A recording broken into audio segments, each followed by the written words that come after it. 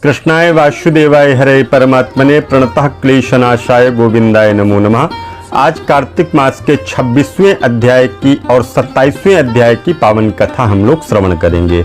देवगणों के ऐसे वचन को सुनकर के धर्मदत्त तीर्थ तथा तप आदि करते हैं, किंतु कोई प्रसन्नता के लिए विधिवत यज्ञ व्रत तीर्थ तथा तप आदि करते हैं, किंतु कोई ऐसा सरल उपाय बताओ जिसके करने से उसका फल प्राप्त हो। तब देवगणों ने कहा, हे द्विजश्रेष्ठ, आपका प्रश्न बड़ा श्रेष्ठ है। हम आपको भगवान विष्णु को शीघ्र प्रसन्न करने का उपाय बताते हैं और हम इतिहास सहित प्राचीन वृत्तांत सुनाते हैं। सावधानी पूर्वक आप सुनिए। प्राचीन कांचीपुरी में चोल नामक चक्रवर्ती राजा राज्य करता था। उसी के नाम से उसके देश का नाम चोल देश भी प्रसिद्ध हुआ। राजा चोल के राज्य में कोई भी प्राणी दरिद्री, पापी, दुखी व रोगी नहीं था। यहाँ सब राजा के यज्ञ करने का प्रभाव था। ताम्रपर्णी नदी के दोनों किनारों पर स्वर्ण के यज्ञ स्तंभ सुशोभित थे। हे द्विजवर, एक दिन राजा भगवान विष्णु के पास गया। भगवान उस समय शेष शैया पर योग निद्रा में सो रहे थे।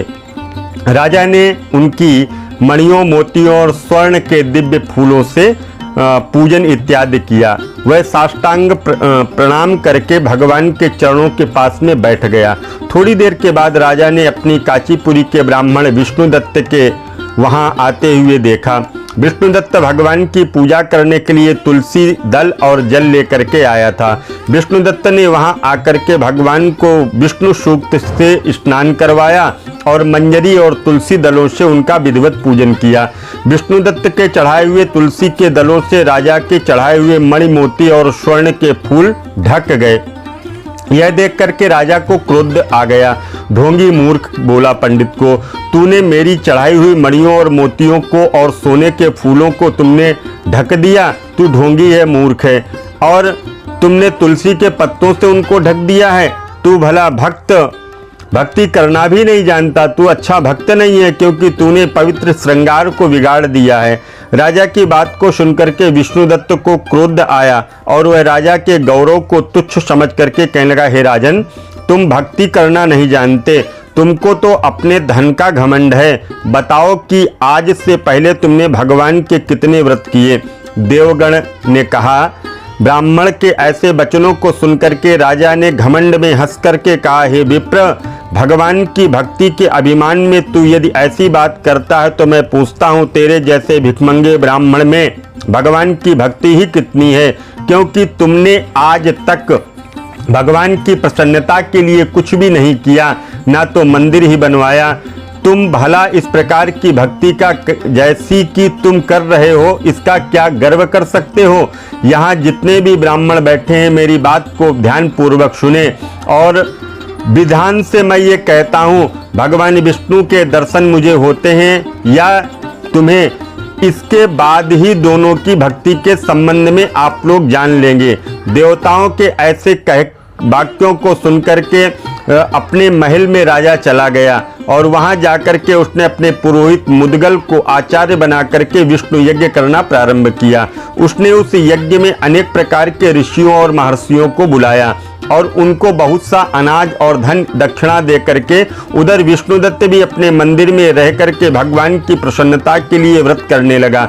उसने माघ और कार्तिक मास के व्रत में किए तुलसी के वन का पूजन किया और एकादशी को भगवान विष्णु के 12 अक्षर मंत्र का उसने जप किया। वह भगवान को प्रसन्न करने के लिए गीत भी गाता, नृत्य भी करता, वह नित्य पति व्रत भी करता, भूमि पर सोता, हर समय भगवान को प्रसन्न करने के लिए एकादशी का व्रत भी करता था और उन नियमों का पालन किया है, उद्यापन भी किया। इस प्रकार राजा चोल और विष्णुदत्त द्वारा आराधना करते हुए बहुत दिन व्यतीत हो गए।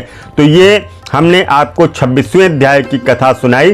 अब हम 27वें अध्याय की कथा आपको सुनाते हैं। गणों ने कहा कि विष्णुदास एक दिन भोजन तैयार करने में भक्ति में तल्लीन था कि कोई उसका भोजन चुरा ले गया, लेकिन संध्या काल में आराधना हो सके और व्रत भंग ना हो, इसीलिए उसने दोबारा भोजन तैयार किया। श्री नारद ने कहा, हे राजन, इस तरह 7 दिन तक कोई उसका भोजन चुरा करके ले जाता था। वह हैरान होकर के सोचने लगा, यह तो बड़ी विचित्र घटना हमारे साथ में घट रही है कि न जाने कौन रोज आकर के मेरे भोजन को चुरा करके ले जाता है। फिर भी इस देव स्थान को छोड़ना नहीं चाहिए।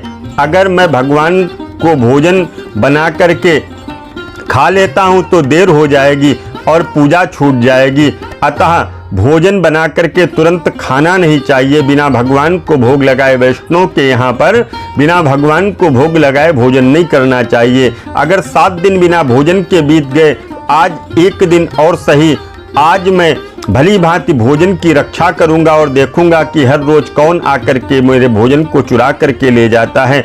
ऐसा सोच करके विष्णुदत्त भोजन बना करके और भोजन के पास ही छिप करके बैठ गया। उसने देखा थोड़ी देर के बाद एक चांडाल आया जिसका शरीर बड़ा दुर्बल है। उसके शरीर पर केवल चमड़ी ही चमड़ी दिखाई दे रही है, हड्डियों का ढांचा सा दिखाई दे रहा है। वह चांडाल भोजन चुरा करके चल दिया तो विष्णुदत्त ने पुकारा, हे भाई, तुम रूखा भोजन क्यों लेकर के जा रहे हो? साथ में घी भी तो लेते जाओ। ऐसा कहकर के यह श्रेष्ठ ब्राह्मण आगे की ओर बढ़ा और विष्णुदत्त को अपनी ओर आता देखकर चांडाल तेजी से दौड़ने लगा। वह ब्राह्मण से डर गया, लेकिन दुर्बलता होने के कारण ज्यादा दूर दौड़ नहीं सका, अतः भूमि पर गिर करके मूर्छित हो गया।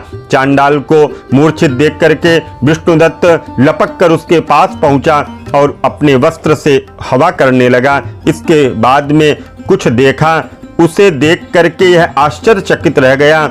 उसने देखा कि उसके सन्मुख भगवान शंख चक्र धारण किए हुए, पीतांबर धारण किए, चतुर्भुज रूपी और सुंदर माला को धारण किए हुए कौस्तुभ मणि सुशोभित ब्राह्मण के सामने भगवान खड़े हैं।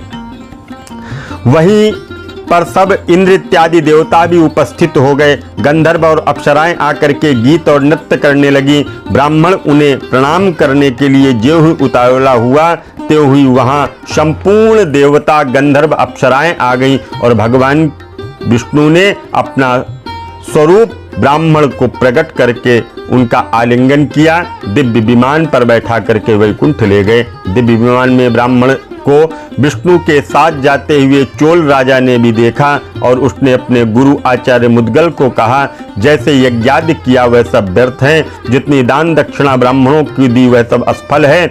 विष्णु ब्राह्मण के दर्शन नहीं हुए। विष्णुदास ब्राह्मण ने केवल श्रद्धा से भक्ति की और उसके प्रभाव से भगवान विष्णु ने उसको दर्शन दिया। इसीलिए भक्ति ही सर्वोपरि है। मुझे भगवान के दर्शन के लिए राजकाज त्याग करके भक्ति करनी चाहिए। राजा के पुत्र कोई नहीं था और अपने अपने भांजे को राजगद्दी पर अधिकारी बना करके उसने बिठा दिया। आप विष्णु भगवान की भक्ति करना। बहुत काल तक भक्ति के बाद विष्णु ने दर्शन दिए और वह अग्नि कुंड में कूदा। अग्नि में भगवान विष्णु प्रकट होकर के राजा को गोद में उठा लिया और तेरे त्याग और भक्ति से मैं प्रसन्न हूँ, उनका आलिंगन करके दिव्य विमान पर बैठा करके वैकुंठ की ओर ले गए।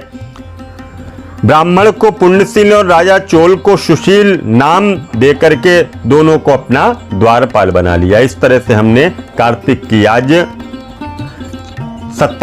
26वें और 27वें अध्याय की पावन कथा को श्रवण किया है। आगे की कथा हम श्रवण करेंगे। अगर आप अभी चैनल पर नए हैं तो सदस्यता सब्सक्राइब जरूर करिएगा, बेल आइकन को दबाइए, जिससे हमारे ज्ञानवर्धक वीडियोस आपको प्राप्त होते रहें।